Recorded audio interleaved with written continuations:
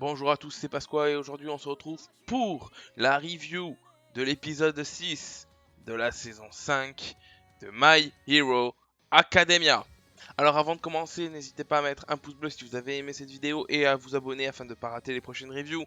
Et aussi, je sors à présent un nouveau concept, enfin il est déjà sorti, une vidéo par semaine, je vous présente un manga sans spoil, donc n'hésitez pas à aller le voir.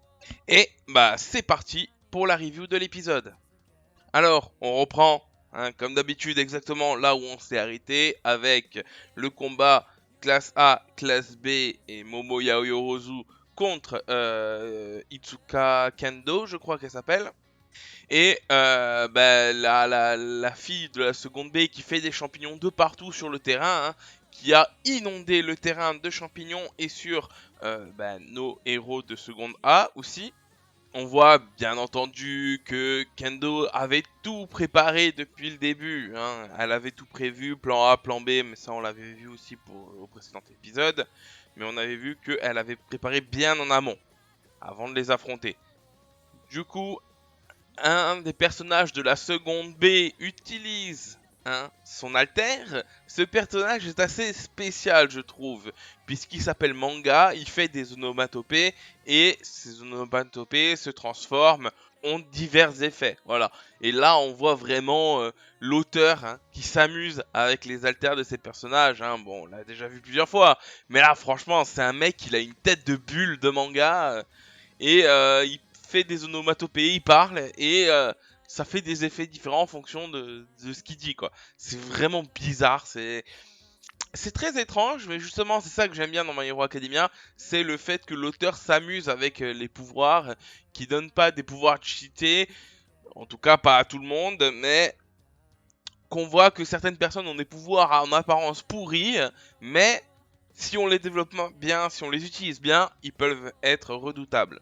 Bon, là, il n'est pas extrêmement redoutable, mais il est quand même plutôt intéressant, puisqu'il permet de séparer Momo Yaoyorozu des autres de la seconde A, puisque Momo est le cerveau, et le leader du groupe, bah, Kendo veut la séparer des autres pour s'en charger toute seule et se débarrasser des autres sans que Momo les guide.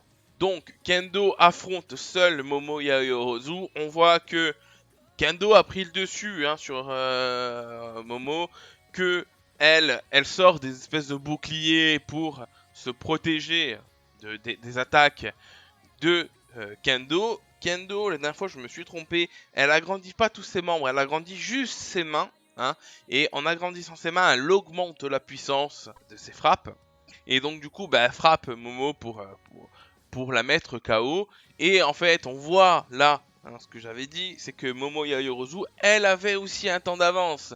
Parce qu'elle se doutait que Kendo voudrait la prendre seule à seule.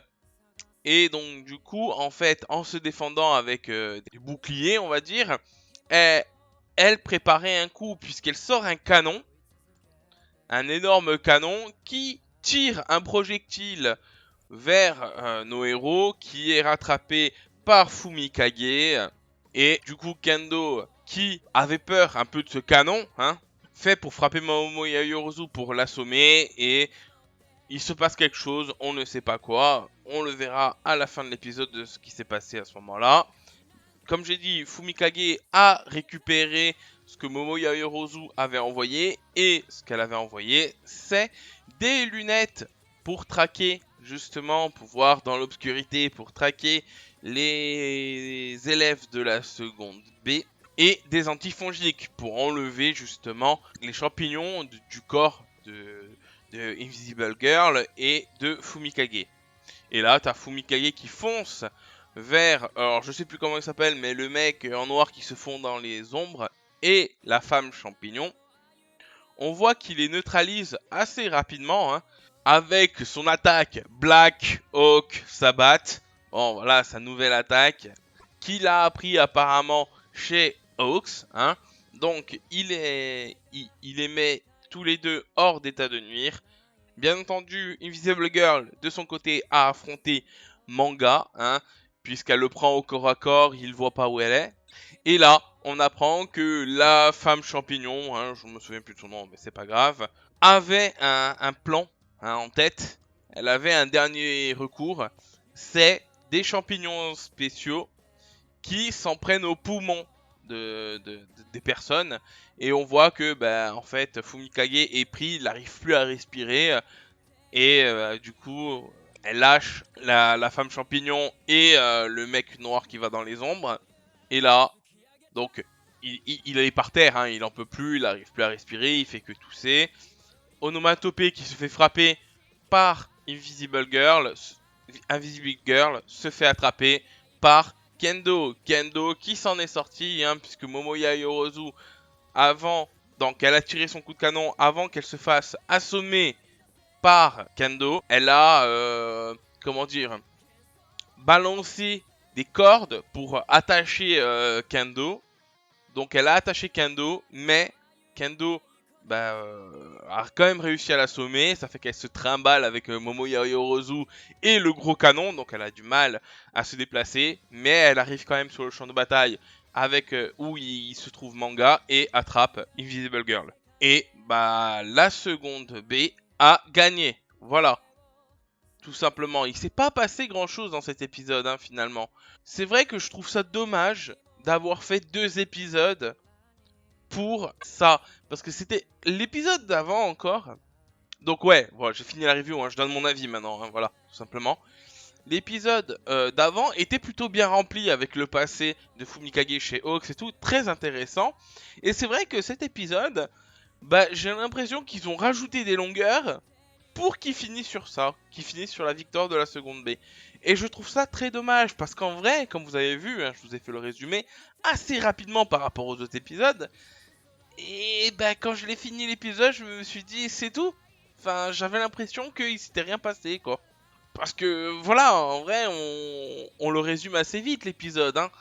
Donc, voilà, dommage, je suis déçu de ça. Déçu du fait qu'on a cette impression de rallongement de l'épisode pour finir sur le combat classe A, classe B. J'aurais aimé que cette partie-là ne fasse que la moitié de l'épisode et que l'autre moitié, on voit peut-être le début du combat classe A, classe B, donc combat numéro 3, hein, avec Shoto et Tenya, bon, et d'autres, mais je sais plus qui, contre, je crois que c'était Tsutetsu qui se trouve dans la classe B. Voilà, voilà, j'ai senti quelque chose qui m'a dérangé, hein, des longueurs, et je trouve ça dommage. Même si, dans cet épisode, on voit bien que Momo avait quand même une avance, en tout cas, elle avait déjà pensé, et on voit que c'est même dit par, je sais plus qui c'est, je crois que c'est All Might, ou c'est la femme, je sais plus comment elle s'appelle, non, pas Montelli, je sais plus, bon, qui dit que Momoya Hirozu est vraiment une leaduse née, puisque pendant qu'elle se combattait, elle pensait à envoyer des objets très utiles à ses camarades. Enfin, on voit que vraiment, elle a vraiment un esprit analytique et réfléchit très vite et machin. Donc, j'attendais ça.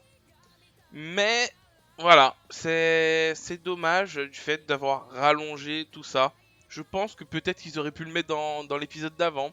Mais voilà, dommage. Franchement, cet épisode, je trouve ça dommage. Euh, je pense savoir pourquoi ils ont fait ça. Ils ont fait ça pour gagner des épisodes parce qu'ils veulent finir la saison 4 à un certain point. Hein. Je le répète, hein. Je regarde l'animé, mais je lis aussi le manga en parution française, donc je sais ce qui va se passer. Donc je ne spoil pas, hein, ne vous inquiétez pas. Donc je pense savoir où la saison 4 va s'arrêter. C'est pour ça que je dis ça. C'est pour ça que je dis que, justement, je comprends pourquoi ils rallongent un peu les épisodes, parce qu'ils veulent finir à un certain moment. Et s'ils vont trop vite, malheureusement, ils pourront pas terminer à ce moment-là. Mais voilà, je trouve ça dommage, je pense qu'ils auraient pu faire mieux, je pense qu'ils auraient pu faire... voilà. Donc voilà pour cette vidéo, hein, j'ai rien d'autre à dire. Dites-moi en commentaire ce que vous avez pensé de cet épisode de My Hero Academia, hein. Je suis curieux de savoir si vous l'avez aimé, si vous avez eu le même ressenti que moi ou pas, hein. Franchement, je suis curieux de savoir. N'hésitez pas à me dire aussi ce que vous avez pensé de cette review, de mettre un pouce bleu si vous avez aimé cette review, de vous abonner, je l'ai déjà dit, mais je le répète. Et moi, je vous dis à la prochaine pour d'autres vidéos et d'autres reviews. Allez, ciao.